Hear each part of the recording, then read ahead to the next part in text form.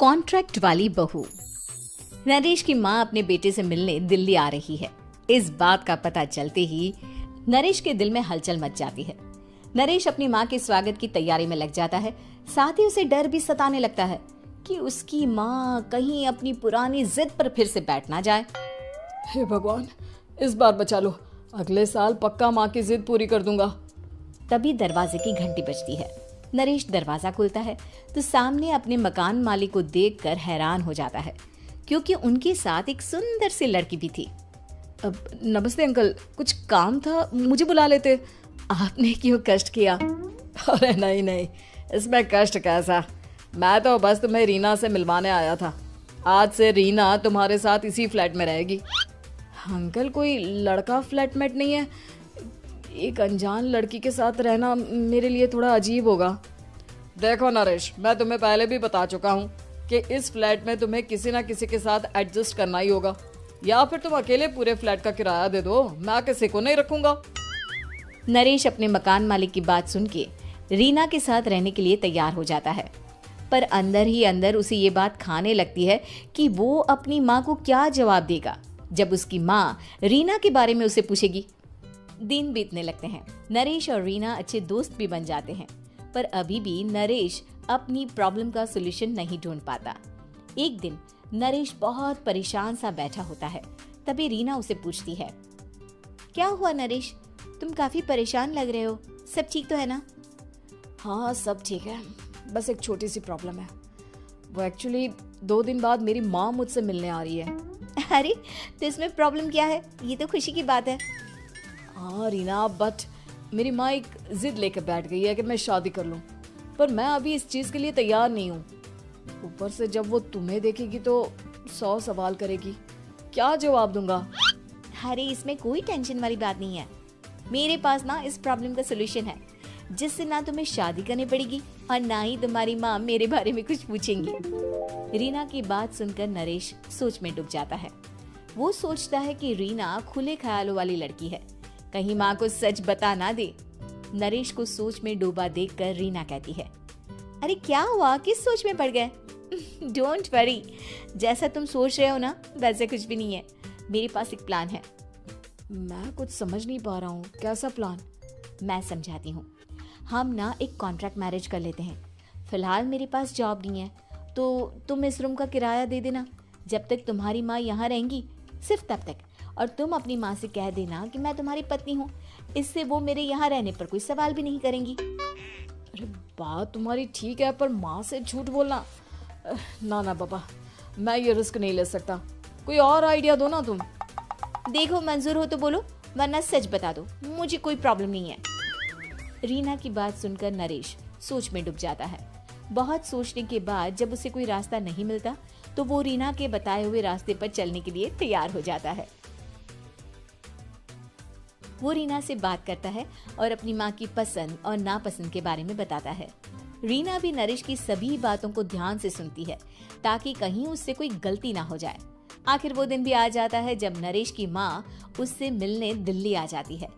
नरेश अपनी माँ को फ्लैट पर लेकर जाता है। जैसे ही नरेश की माँ फ्लैट के अंदर जाती है, रीना उसके पैर छू लेती है।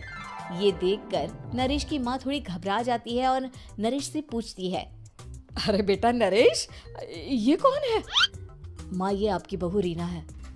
माफी चाहता हूँ, सब कुछ इतनी जल्दी में हुआ कि आपको बता ही नहीं पाया, इसलिए सोचा कि क्यों ना आपको सरप्राइज दिया जाए।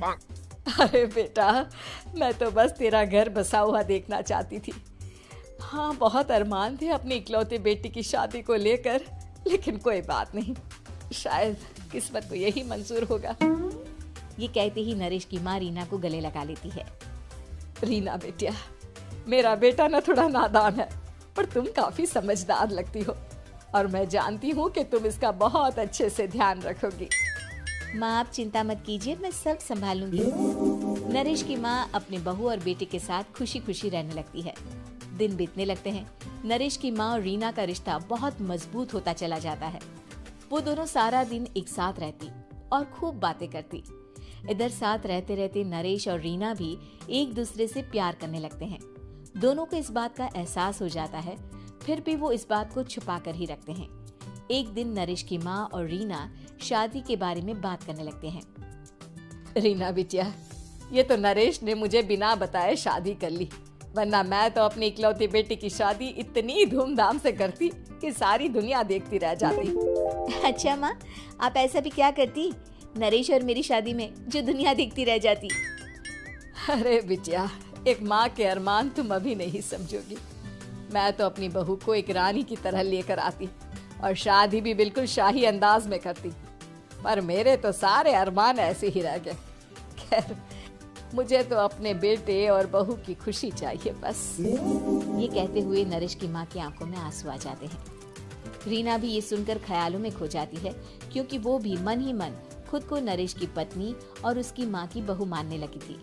शाम को जब नरेश ऑफिस से घर आता है तो रीना खुद को रोक नहीं पाती और नरेश के सामने उसकी माँ को अपने और नरेश के रिश्ते का सारा सच बता देती है। रीना की बात सुनकर नरेश की माँ दोनों से बहुत नाराज हो जाती है और घर वापस जाने की बात करने लगती है।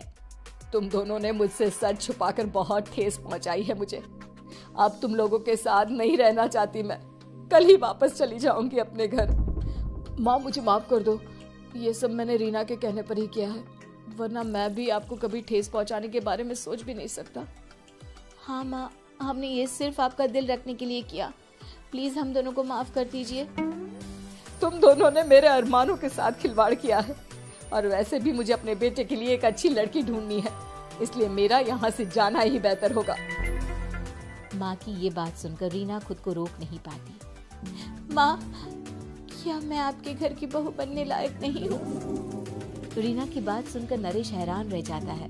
नरेश की माँ भी कुछ समझ नहीं पाती। मैं कुछ समझी नहीं, आखिर तुम कहना क्या चाहती हो? माँ, मैं वो नरेश से बहुत प्यार करती हूँ और साथ ही साथ मैं आपको भी अपनी माँ मान बैठी हूँ। आज जब आपकी बातें सुनी तो खुद को रोक नहीं पाई, इसलिए सारा सच आपको बता दिया। रीना की बात सुनकर नरेश की माँ की आंखों में आंसू आ जाते हैं और वो अपने बेटे नरेश और रीना को गले लगा लेती है। मेरे घर की बहू तो सिर्फ रीना बिटिया ही बनेगी। मैं आज ही तुम दोनों की शादी की तारीख निकलवा दूंगी, बस एक बार तुम्हारे घर वाले मान जाए। उसी दिन रीना के माता पिता भी उनके फ्लैट पर आ जाते हैं। दोनों परिवार आपस में बैठकर बातें करते हैं और शादी के लिए राजी हो जाते हैं।